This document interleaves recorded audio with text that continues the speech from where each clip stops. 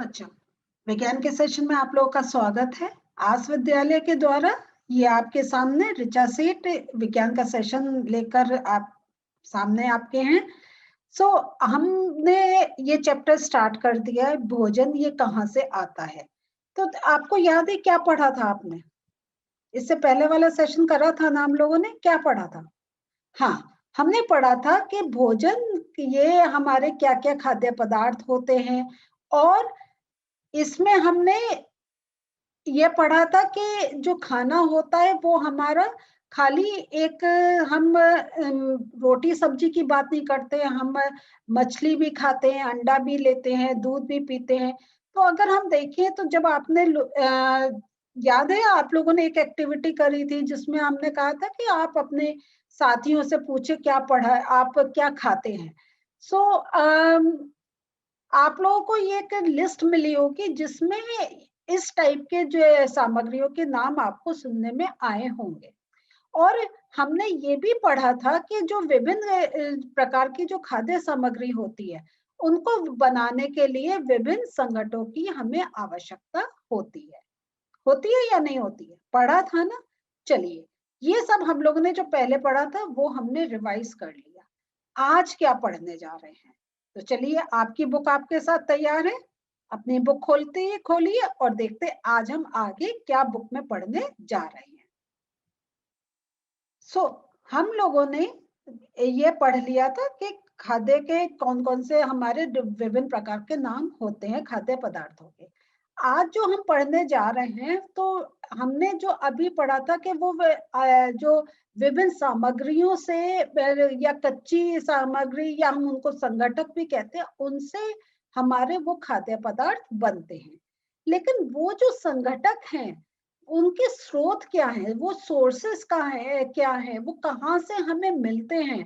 हमने जैसे अगर चावल की बात करी थी तो चावल का हमने क्या पढ़ा था कि उसमें हम पानी मिलाते हैं, उसमें हम नमक मिलाते हैं, और कच्चा चावल भी चाहिए होता है। तो ये कच्चा चावल कहाँ से आता है, ये नमक कहाँ से आता है? तो ये सब इसके कोई ना कोई तो एक स्रोत होंगे जिनसे हमें ये चीजें प्राप्त होती हैं। तो वही स्रोतों के बारे में आज हम समझने जा रहे हैं। तो जैसे हमने ये देखा था कि जो फल और सब्जी का है, हमने के स्रोत क्या है, ये हम बड़े आराम से एक गैस कर सकते हैं, हम ये जान सकते हैं कि कहाँ से आते हैं। ये हमें मालूम है, ये कहाँ से आते हैं, ये हमें पौधों से मिलते हैं, है या नहीं है?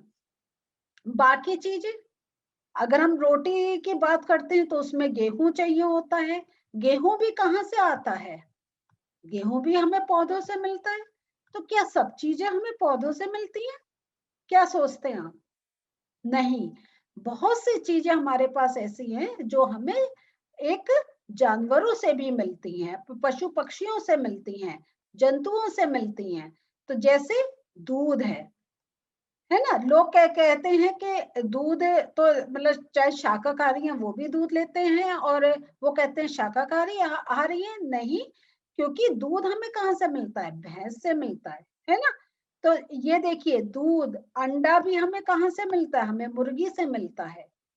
ऐसी मुर्गा, मछली, झींगा, ये सारी क्या है? ये जंतु हैं, ये दूसरे प्राणी हैं जिनको मनुष्य या और भी अलग जो जो भी एक जीवित लोग जो भोजन लेते हैं, वो ये इस प्रकार के भोजन को लेते हैं। तो यहाँ पे आप देख रहे हैं कि कैसे हमारे सामने हमें कुछ चीजें हमें पौधों से मिल रही हैं खाद्य पदार्थ, और कुछ हमें मिल रहा है जंतुओं के द्वारा। तो अब आपके सामने क्या फिर से एक क्रियाकलाप आ रहा है। उसमें आपको क्या करना है, आपने खाद्य के पदार्थ लिखे, उसमें आपने कच्ची सामग्री, वो आप एक्सपर्ट हो गए होंगे, आप आराम से लिख सकते हैं।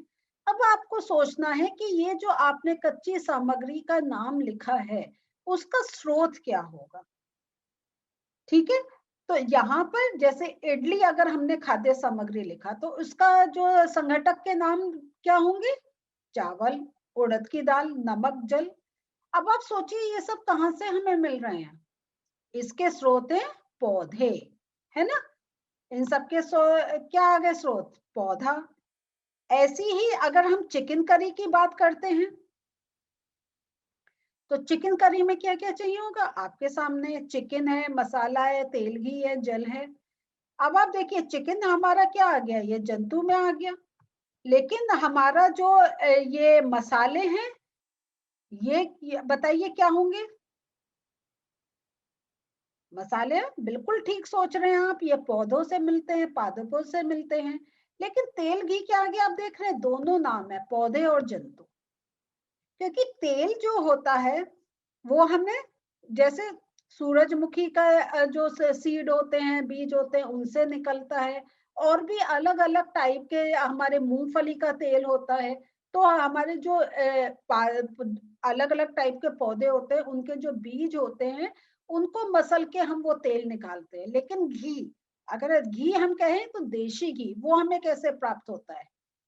वो मक्खन से। और मक्खन हमें कहाँ से प्राप्त होता है? दूध से। और दूध हमने क्या अभी अभी देखा था, दूध हमें किससे प्राप्त होता है? दूध हमें प्राप्त होता है जंतुओं से। तो इसलिए यहाँ पर आपने देखा कि हमारा जब तेल और घी का नाम था तो पौधे और जंतु दोनों के नाम हैं। ठीक है। अब खीर बनाने में हमें दूध चाहिए, चावल चाहिए, चीनी चाहिए। दूध हमें कहाँ से मिल रहा है? जंतु से। चावल हमें पौधों से। तो इस प्रकार देखिए, ये आपके सामने एक लिस्ट है। मैं भी अभी थोड़ा सा आपको और दिखाती हूँ कि कैसे आप अपनी कॉपी में अगर ऐसा चाहे टेबल बना के लिख सकते हैं, लेकिन देखिए आप दूसरे तरीके से भी लिख सकते हैं। अब आप देखिए, तो अगर आप चाहें तो टेबल बना सकते हैं, या आप यहाँ पर खाद्य सामग्री का नाम लिखिए, फिर संगठक कौन से हैं उनका नाम लिखिए, और फिर संगठकों के स्रोत है उनके भी नाम लिखिए। तो आप चाहें तो ऐसे भी अपनी कॉपी में एक लिस्ट बना सकते हैं। तो यहाँ पे देखिए, और ये एक उदाहरण हमने लिया, दूसरा एक और उदाहरण दिखा रहे हैं कि आपने खाद्य सामग्री चिकन करी, और फिर संगठकों के नाम आपने ऐसे लिखे और संगठनों के स्रोत। तो ये अगर आप चाहें, आपको ये पसंद आ रहा है तो आप वीडियो पॉज करिए और ये अपने जो सामने आपके नाम है इनको लिख सकते हैं। और इस प्रकार आपको और भी कोई खाद्य सामग्री का नाम पता चला है तो उसके संघटक और उन संगठनों के स्रोत ऐसे करके पूरी लिस्ट बनाएं, क्योंकि आपके प्रश्न ऐसे आ सकते हैं कि वो सामने आपके जैसे मसाले लिखे, पानी लिखा, नमक घी का लिखा और पूछा कि इनके स्रोत क्या हैं, नाम बताइए कि ये आपका घी का स्रोत क्या माना जाएगा, पादप या जंतु। तो आपको उस प्रकार से जब आप अपने आप ऐसे लिखेंगे आपको प्रैक्टिस हो जाएगी, फिर किसी का भी पूछे आप आराम से नाम दे सकते हैं। एक और उदाहरण ये देखिए, तो जैसा आपकी बुक में टेबल में था, आप चाहे ऐसे भी अपनी लिस्ट बना सकते हैं। तो इस प्रकार से हम ये देख रहे हैं खाद्य सामग्री का जो हम अगर हम कोई भी अपने खाद्य की बात करें, कुछ अपने खाने की बात करें, तो वो हमारा जो एक पूर्ण हो रहा है वो या तो हमें पेड़ पौधों से हो रहा है या जंतुओं से हो रहा है। तो हम ये नहीं कह सकते हम खाली एक पर ही निर्भर है, हम दोनों पर निर्भर हैं और हमें दोनों का ही ख्याल अपने आस में पास में रखना चाहिए। अब देखिए, और आप एक इस टाइप से अपनी एक लिस्ट भी बना सकते हैं कि पौधों से कौन कौन सी खाद्य सामग्री आपको मिलती है, क्योंकि ऐसे प्रश्न पूछे जाते हैं कि पौधों से हमें कौन कौन सी खाद्य सामग्री मिलती है। तो आप कह सकते हैं अन्न मिलता है, सब्जी मिलती है, फल मिलते हैं। जंतु से हमें क्या चीजें प्राप्त होती है? मांस प्राप्त होता है, अंडे प्राप्त होता है, दूध प्राप्त होता है। तो आपसे ऐसे भी प्रश्न पूछे जा सकते हैं, तो ये आप अपने कॉपी में नोट कर सकते हैं। दूसरा जो एक और प्रश्न आपसे पूछा जा सकता है वो है कि हम जो अगर पनीर को हम जंतु उत्पाद मान सकते हैं, तो आप क्या बोलेंगे, हाँ या नहीं? बिल्कुल ठीक सोच रहे हैं आप, हाँ बोलेंगे। फिर आप समझाएंगे हाँ का कारण क्या है। क्योंकि पनीर हमें दूध से मिलता है और दूध हमें किसी जंतु से मिलता है। वो आपकी गाय हो सकती है, भैंस हो सकती है, बहुत सी जगह भेड़ का भी दूध, बकरी का दूध। तो वो और भी जानवर हैं जिनके जो अलग अलग, जैसे जो पहाड़ों पे होते हैं वहां पे जो आपको जानवर मिलते हैं, तो उनका वो दूध यूज में आता है। लेकिन अगर हम जनरल बोले तो एक नॉर्मल उसमें तो गाय और भैंस का ही नाम आता है। तो इस प्रकार से आपसे जो देखिए अब तक हमने 2 सेशंस करे, लेकिन कितने हमारे क्वेश्चंस हमारे लिए तैयार है जिनको आप समझ गए होंगे कि ऐसे प्रश्न पूछे जाए, आपने समझ लिया, आंसर लिखने में कोई भी परेशानी नहीं होगी। तो यहाँ पे दही क्रीम तो यहाँ मैंने इसलिए, आप अगर आपको लगता है ये स्पेशल है तो आप इसको लिखने के बाद अंडरलाइन कर सकते हैं या किसी और कलर पेन से ये पॉइंट को लिख सकते हैं।